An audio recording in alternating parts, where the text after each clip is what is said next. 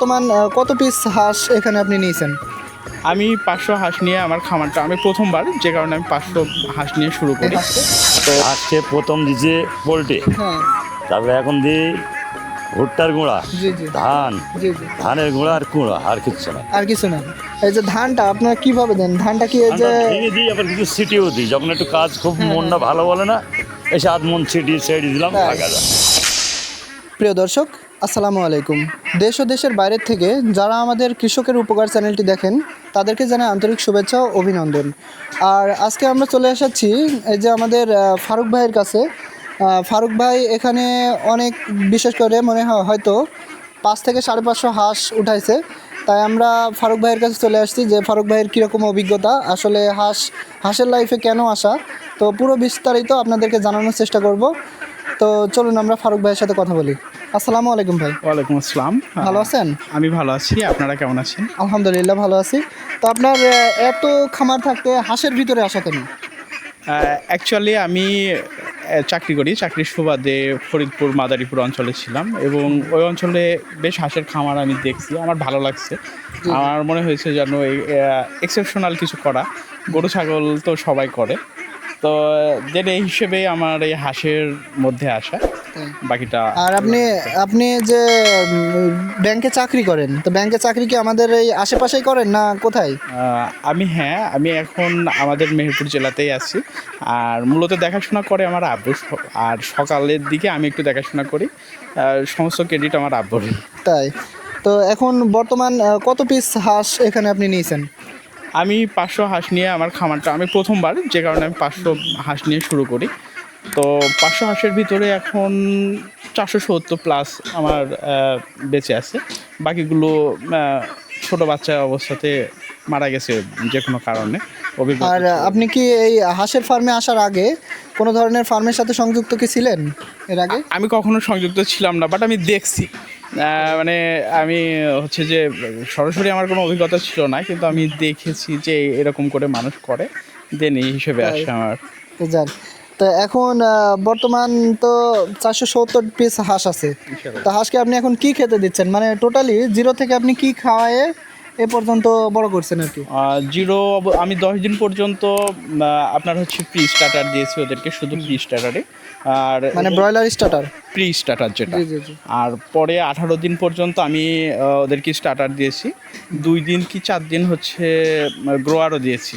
পরে আর আমি ওদেরকে অনেক গরম পড়ছিল বলে আমি ওদেরকে আর দিই না, মানে ফিড দিই না, গরমে ওদের কষ্ট হচ্ছিল। এখন ভুট্টা দিয়ে আপনার হচ্ছে যে চাউলের কুড়া এবং ধান ভাঙা 3টা মিক্স করে আমি ওদেরকে খাওয়াচ্ছি। তা আপনি এই যে হাঁস তো শুনছি যে পানি ছাড়া হাঁস থাকে না, মানে হাঁস পানি ছাড়া আর কি চলে না। তো সেই জায়গা থেকে আপনি যে পানি ছাড়া বলতে কি আপনি কোথায় এই হাঁসগুলো ছাড়েন? অ্যাকচুয়ালি আমি একটা হাউস করছি, দেখা যাচ্ছে ওখানে ওরা থাকে। তবে সকালের দিকে আমি আমার বাড়ির পাশে যে আমাদের একটা খাল আছে, ওখানে আমি দিই। আর বাকিটা সময় ওরা এখানেই থাকে। তো পানি ওরা পায় না এমন না, কিন্তু পানি ছাড়া হাঁস, মানে খাল বা বিল ছাড়া যে হাঁস পোষা যাবে না এমন না। আপনার হচ্ছে যে আমার হাউসে তো অনায়াসে ওরা থাকতেছে। জি জি জি। তাহলে আপনার যখন প্রোডাকশনে আসবে হাঁসগুলা, তখন কি আপনি বিলে ছাড়বেন না তখন কি করবেন? না না, আমি বিলে ছাড়বো না। আমি প্রোডাকশনে আসলে এখানে ওদের মানে আবদ্ধ অবস্থায় পুরোটা আটকায় রাখবেন। আটকে রাখবো। আর এই যে আপনার এই হাঁসগুলোর বয়স কত জানো আগে? আজকে 45 দিন বয়স। আজকে 45 দিন। এই 45 দিনে আপনি কি কোনো ধরনের রোগের সম্মুখীন হয়েছে, মানে হাঁসগুলি কোনো ধরনের রোগ বালাই এসছে? হ্যাঁ, 16তম দিনে আমি ওদেরকে জ্বর এবং ঠান্ডা দেখছি। তখনই আমি ওদেরকে হচ্ছে যে মেডিসিন প্রয়োগ করছি এবং ওই সময় আমার কিছু মরেও গেছে।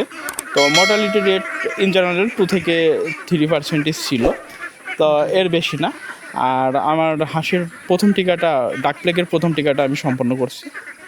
তার মানে এখন বর্তমান শুধু ডাক প্লেগের দিয়েছেন, আর ডাক প্লেগের দ্বিতীয় ডোজ মানে যেটা বুস্টার ডোজ সেটা হয়তো আজকালকে বা পরশু দিনের ভিতরে আজকাল দিয়ে দেবো, হ্যাঁ ইনশাল্লাহ। আর এখন যে হাঁসগুলো আছে এই হাঁসগুলোর ভিতরে কলেরার ভ্যাকসিনটা কবে দেবেন আপনি? কলেরা ভ্যাকসিন 2 মাস বয়সে দেব, 2 মাস থেকে 60 থেকে 65 দিনের ভিতরে। 2 মাস বয়সে, তাই না? আর কলেরার ভ্যাকসিন দেওয়ার পরে তো মনে হয় প্রোডাকশনে আসবে আশা করা যায়। আশা করা যায় আল্লাহর রহমতে। তাই। আর আপনি তো মূলত শীতের আগে যেহেতু হাঁসগুলা করছেন, মানে এই সময়তেই কি করাটা ঠিক আছে, না এর আগে পরে হইলেও কোনো সমস্যা হইতো, মানে যারা হাঁস পুষবে? আমার মনে হয় আমি তো মেতে নিছি, জি, জি। হাঁসগুলো মার্চের দিকে নিলে আমার মনে হয় একটু বেশি ভালো হয়। মার্চের দিকে, তাই না? ওই সময় একটু গরম কম থাকে, ফিডটা দিয়ে ওদেরকে বড় করে ফেলা যাবে সুন্দরভাবে। আর ওই মেতে বা এপ্রিলের শেষ ভাগে নিলে হয় কি, ওই সময় তো অনেক গরম পড়ে, ফিড খেলেও ওদের একটু কষ্ট হয়। আর আরেকটা বিষয় আপনার সাথে জানবো যে হাঁস আপনি যে জিরো বাচ্চা অবশ্যই নিয়ে আসতেন, জিরো। আর এই জিরো বাচ্চা নিয়ে আসার পরে হাঁসের যে মেইনটেইন, মানে এক কথায় মুরগির যে ব্রডিং বা বিভিন্ন ধরনের ইয়েগুলো করা লাগে, তো সেই ক্ষেত্রে হাঁসের যে ব্রডিংটা এটা কেমনে কীভাবে করে, মানে জিরো বাচ্চা আনার পরে? অ্যাকচুয়ালি জিরো বাচ্চা আনার পরে ওদেরকে আমি কাঁথা বিছাই দিছি এবং ফ্লোরে ওদেরকে শুধু মুড়ি খাইতে দিছি একদিন। আর ওদেরকে অনেক যত্ন করতে হয় প্রথম দিন। তারপরে ওই যে মেডিসিনটার নাম তো মনে নেই, মানে কিছু কিছু মেডিসিন আর কি দিয়েছে। মেডিসিন দিতে হয়, ওটা তো অবশ্যই দিয়েছি। লাইসোভেট আমার মনে আছে, লাইসোভেট, লাইসোভিট, অ্যামোক্সাসিলিন হয়তো এগুলা দিতে হয়েছে। চালাচ্ছে। হ্যাঁ, আর আরেকটা বিষয়, এই যে আমাদের যে মুরগির যে ইয়েগুলা, মানে মুরগির যে ব্রডিং সিস্টেম, সেখানে যে উপর থেকে একটা হিট দেওয়া লাগে, মানে লাইটের ইয়ে করতে হয়, তো সেই ক্ষেত্রে হাঁসের আপনি কি করছেন? হাঁসের কি আসলে লাইটিং কোনো দিয়েছেন? না, আমি এটাকে বোর্ডিং করাইনি। ওনারা বলছিল যে আমাদের বোর্ডিং করানো আছে, আপনার করানো লাগবে না। দেন হচ্ছে ডিলারের কথা শুনে আমি আর করি নাই। তা আসলে আপনি এই হাঁসের বাচ্চাগুলো কোথায় থেকে নিয়েছেন? আমি নিয়েছি জাকির অ্যান্ড অ্যাগ্রো, হচ্ছে যে চুয়াডাঙ্গা থেকে। চুয়াডাঙ্গার ওই যে কুলপালা জাকির ভাইয়ের কাছে, তাই না? তো প্রিয় দর্শক, আপনারা শুনতে পাইলেন যে মুরগির মতন হাঁসকে কিন্তু কখনোই ব্রডিং করা মানে করা উচিত না। আর যদি আপনারা মুরগির মতন যে ব্রডিং সিস্টেম, সেটা যদি আপনারা মুরগির মতন করেন, তাহলে কিন্তু হাঁসে বিভিন্ন ধরনের রোগবালাই তৈরি হয়ে যাবে। আর যেহেতু এই হাঁসগুলাকে ডিমের জন্য পালা হচ্ছে, এর কিন্তু ভ্যাকসিন শিডিউলটা একদম পুরোপুরি কমপ্লিট করতে হবে। আর ভ্যাকসিন শিডিউল কমপ্লিট না করলে পরবর্তীতে যদি কোনো ধরনের রোগ আসে, তো সেই রোগ কিন্তু ঔষধেও সারবে না। আর আমাদের ভিতরে একটা ভুল ধারণা আছে, অনেক খামারিদের কাছে আমরা গেছি, তারা কিন্তু কোনো ধরনের ভ্যাকসিন ছাড়াই হাঁসগুলো পালন করতে চায়। আর ভ্যাকসিন ছাড়া হাঁস পালন করলে পরবর্তীতে যে কোনো ধরনের সমস্যায় পড়তে পারে। এর আগে আমরা একটা প্রতিবেদন করছিলাম ওই যে শরীফুল ভাইয়ের ফার্মে। তো শরীফুল ভাইয়ের ফার্মে কিন্তু 1900 হাঁস ছিল। তো তিনার মুখে আপনারা শুনছিলেন যে ভ্যাকসিন ছাড়া উনি কিন্তু হাঁসগুলো পালন করছিল। আর এই ভ্যাকসিন ছাড়া হাঁস পালন করার কারণে শরীফুল ভাইয়ের খামারে মানে প্রোডাকশন মুহূর্তে এমন একটা রোগ আসছে, তার কিন্তু 1900-র ভিতরে 1500 হাঁসই মারা গেছে শুধুমাত্র ভ্যাকসিন না করার কারণে। আর ভ্যাকসিন করা থাকলে এই সমস্যাটা থেকে আপনারা মুক্তি পাবেন। আর আমরা যেহেতু ভাইয়ের সাথে কথা বললাম, আর ভাইয়ের আব্বু যেহেতু চাচা, তিনি ফার্ম দেখাশোনা করেন, আমরা এখন সেই চাচার সাথে কথা বলবো। তো চলুন আমরা সেই চাচার সাথে কথা বলি। আমরা ফারুক ভাইয়ের আব্বুকে পেয়েছি, যে পুরো ফার্মটা দেখাশোনা করে। মানে তিনি তো যেহেতু জব করে, মানে সরকারি জব করে, সেহেতু তিনি সম্পূর্ণ টাইম দেখাশোনা করতে পারে না।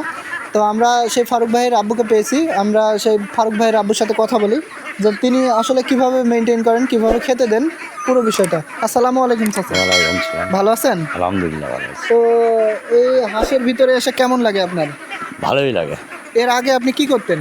আমি কৃষিকাজ করতাম। মানে বিভিন্ন কৃষি কাজে সম্পৃক্ত। আর এখন বর্তমান হাঁসে এসে এক কথায় হাঁসের উপরে হ্যাঁ, এখানেই থাকি, সবসময়তে। এই সমস্যা। তো এখন যে হাঁসের বয়স, এই বয়সে আপনি কি কি খেতে দেন এই হাঁসকে? হাঁসকে প্রথম দিচ্ছে পোলট্রি, হ্যাঁ, তারপরে এখন দিই ভুট্টার গুঁড়া, জি জি ধান, জি জি। ধানের গুঁড়া আর কুঁড়া, আর কিচ্ছু নাই। আর কিছু না। এই যে ধানটা আপনারা কিভাবে দেন? ধানটা কি এই যে আমরা ভেঙে দিই, আবার কিছু ছিটিয়েও দিই। যখন একটু কাজ খুব মনটা ভালো বলে না, এসে আধ মন ছিটিয়ে ছেড়ে দিলাম, তাই? থাকা যায়। মানে ওটা কোনো ব্যাপারই না। না। তবে হাঁসের ভিতরে এসে মনে হচ্ছে কি যে হাঁস পোষা কি খুব কঠিন? কঠিন বলতে এই পানি টানি কাছে হলে ভালো, একটু ভাড়া গেলে একটু কঠিন হবে, ঠিক আছে? পানি ছাড়া কি হাঁস পোষা যায় না? হ্যাঁ যাই, ওই বাড়িতে অনেক হাউস করতে হবে, পানির ওই জায়গা করতে হবে আপনাদের যে পানিটা আছে, ওই পানিটা তো প্রতিনিয়ত চেঞ্জ করে দেন মনে হয়। ডেলি। মানে আত্মীয় ছেড়ে দিই, সন্ধ্যাবেলা হাঁস ঘরে ওটা ছেড়ে দিই, সকালবেলা লোড করে দিই, আবার দেওয়ার লাগে। প্রত্যেক দিন দিই। আর যে ঘরটাও তো পরিষ্কার করা লাগে। হ্যাঁ, ডেলি একবার করে পরিষ্কার করতে হবে সকালবেলা। তাই। অবশ্যই আপনার যেহেতু ফার্মে নতুন, অবশ্যই কেউ আসলে আপনার ওই যে স্প্রে টিমসেন আছে, বিভিন্ন ধরনের স্প্রেগুলো আছে, ওই স্প্রেগুলো দেওয়ার চেষ্টা করবেন, ঠিক আছে? ঠিক আছে। তাহলে কি হবে, এই যে আমরা বাইরের থেকে আসছি, এই বাইরের থেকে আসলে আমাদের কিন্তু বিভিন্ন রোগবালাই আমাদের পায়ের সাথে হোক, হাতের সাথে হোক চলে আসতে পারে। তো সেহেতু আপনার ওই যে যে গেটটা আপনি নিজে আসলেও ওটা স্প্রে করে আসতে হবে। আচ্ছা ঠিক আছে। কি মনে করছেন এটা? আচ্ছা ভালো, ওটা ভালো। অবশ্যই। তো যারা আমাদের মতন যারা এই হাঁসের ভিতরে আসতে চায়, মানে আপনাদের মতন যারা হাঁসের ভিতরে আসতে চায়, তাদের উদ্দেশ্যে কি বলবেন, যে তারা কি আসবে না আসবে না? না পারলে আসুক। এখন আমরা তো প্রথম, আমরা কোনো এখন ইন্টারেস্ট পাইনি। আল্লাহ পাক যদি আনায় তাহলে আমরা ভালো করে বলবো, তার আগে বলতে পারছি না, ঠিক আছে?